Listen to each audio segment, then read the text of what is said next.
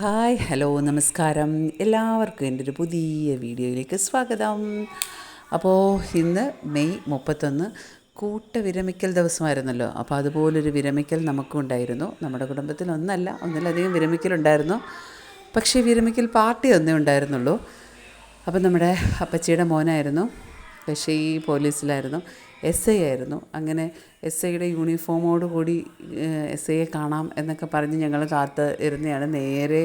കുറച്ച് നേരത്തെ വന്നു, എല്ലാവരും ഉണ്ടായിരുന്നു. പക്ഷേ പോലീസ് ജീപ്പ് വന്നിറങ്ങിയപ്പോൾ നമ്മൾ വടിയായി. കാരണം SI വീട്ടിൽ പോയി യൂണിഫോമൊക്കെ മാറി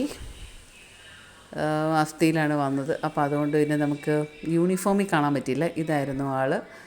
അങ്ങനെ മാഷാ അല്ലാഹ് കുറേ നാളത്തെ സർവീസിന് ശേഷം വിരമിക്കൽ പടിയിലേക്കെത്തി. അപ്പോൾ കൂടെ അവരുടെ സഹപ്രവർത്തകർ വന്ന് യാത്രയാക്കുന്നൊരു ചടങ്ങാണല്ലോ.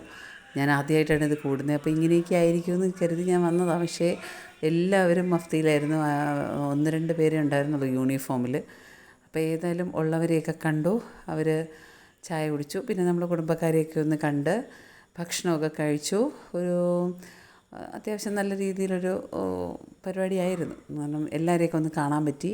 കഷ്ടം നമ്മൾ കാണുമ്പോൾ അദ്ദേഹത്തെ വിഷമം തോന്നും. കാരണം ഇത്രയും നാൾ യൂണിഫോമിലൊക്കെ നിന്നൊരു മനുഷ്യനായിരുന്നു.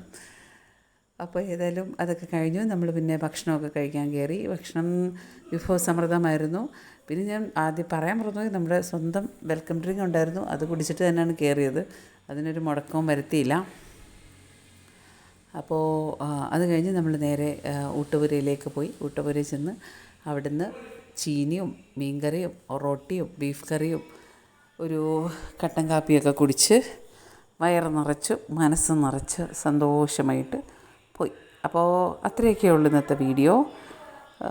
ഇതുപോലെ കൂട്ടവിരമിക്കൽ പങ്കാളിയായിട്ടുള്ള എല്ലാവർക്കും നല്ലൊരു റിട്ടയർമെൻറ്റ് ലൈഫ് ഞാൻ ആശംസിക്കുന്നു.